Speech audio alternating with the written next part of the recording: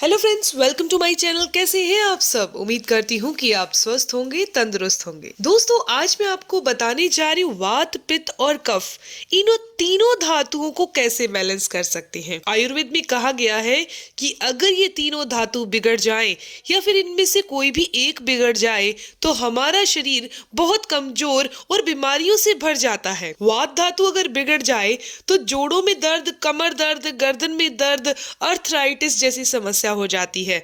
और अगर पित्त धातु बिगड़ जाए तो डाइजेशन कमजोर हो जाता है, खाया पिया पचता नहीं है, इसके अलावा खून खराब हो जाता है, स्किन ढीली पड़ जाती है, स्किन की रौनक खत्म हो जाती है, बाल झड़ने लगते हैं, बाल जल्दी सफेद हो जाते हैं। और अगर कफ धातु बिगड़ जाए तो सर्दी, जुकाम, आलस, सुस्ती ये समस्याएं आ जाती है। तो दोस्तों, बहुत ही साधारण सी तरीके से आज मैं आपको बताने वाली हूँ कि इन तीनों के तीनों धातुओं को हम कैसे बैलेंस कर सकते हैं। वात धातु को बैलेंस करने के लिए हमें क्या करना चाहिए बिना किसी दवाई के? पित्त धातु को बैलेंस करने के लिए हमें क्या करना चाहिए कि हमें दवाई ना लेनी पड़े? और कफ धातु को बैलेंस करने के लिए क्या करना पड़े कि हमें दवाई की जरूरत ही ना पड़े? दोस्तों, किसी किसी इंसान में ये तीनों धातु डिस्टर्ब होते हैं, किसी में एक, किसी में दो। तो दोस्तों, मैं आपको लक्षणों के साथ बता रही हूँ ताकि आपको पता लग सके कि आपकी बॉडी के अंदर कौन सा धातु सही से अपना काम नहीं कर रहा, यानी कि डिस्टर्ब हो चुका है, अनबैलेंसिंग हो चुका है। वीडियो में आगे चलने से पहले मैं आपको एक छोटी सी जानकारी और देना चाहती हूँ कि अगर आप अपने घुटनों के दर्द, जोड़ों के दर्द, मांसपेशियों में होने वाली कमजोरी, थकान या फिर मोटापा बहुत ज्यादा है या आप बहुत पतले हैं, अपने मसल वेट को बढ़ाना चाहते हैं, इन सारी समस्याओं को बहुत आसानी से ठीक करना चाहते हैं, तो स्क्रीन पर एक नंबर दिखाई दे रहा है, आप मुझे व्हाट्सएप कीजिए, मेरी कॉल आपके पास आएगी और मैं आपको बताऊंगी कि कैसे आपने अपने फैट को रिड्यूस करना है, कैसे आपने अपने घुटनों के दर्द को दूर करना है और पेट को स्वस्थ करना है। तो बात करते हैं वीडियो के टॉपिक के बारे में। सबसे पहले बात करते हैं वात दोष के लक्षणों के बारे में, फिर वात दोष के निवारण बताए जाएंगे। दोस्तों, वात दोष में हमारे बॉडी के अंदर दर्द रहने लगता है। ये दर्द कमर में दर्द हो सकता है, जोड़ों में दर्द हो सकता है, शरीर में रूखापन हो सकता है, स्किन पर ड्राइनेस हो सकती है, आंतों में रूखापन हो सकता है, आपके जो बाल हैं उनमें रूसी हो सकती है, यानी डैंड्रफ हो सकता है, आपके बॉडी का कलर और फेस का कलर भी डार्क हो सकता है। वात बढ़ने के कारण करीबन 80 तरह की बीमारियां हमें घेर लेती हैं। जो मेन है वो मैंने आपको बता दी है।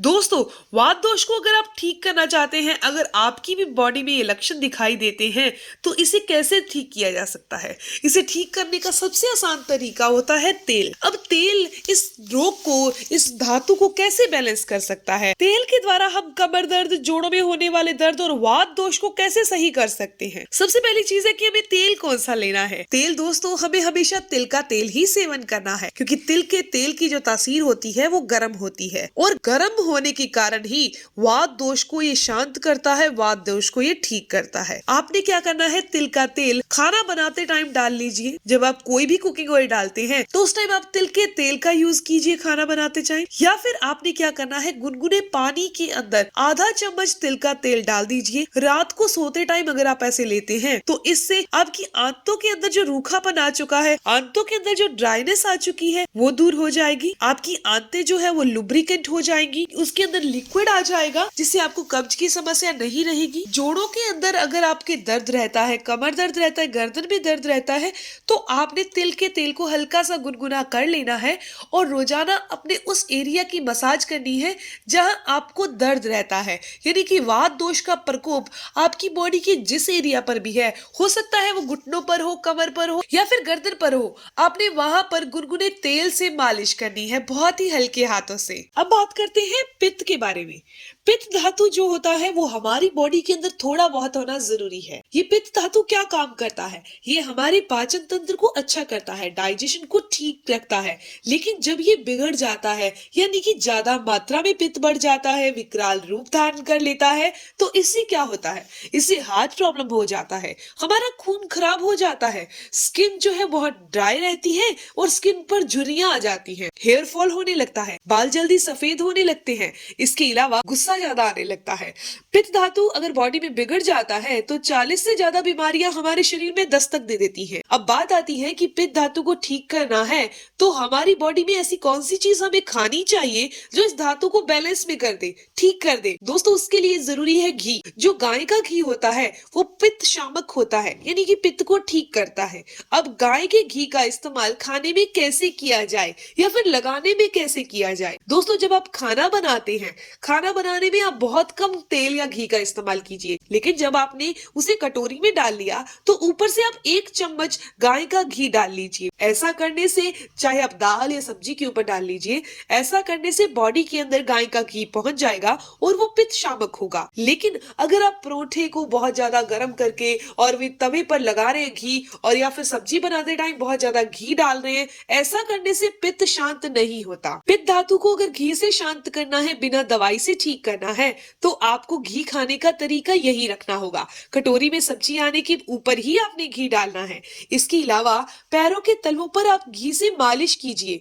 नाक के अंदर आप घी डालिए। घी हमारे शरीर को डिटॉक्स करने का भी काम करता है। तो आप इस तरीके से गाय के घी का इस्तेमाल कीजिए और पित्त धातु को शांत कीजिए।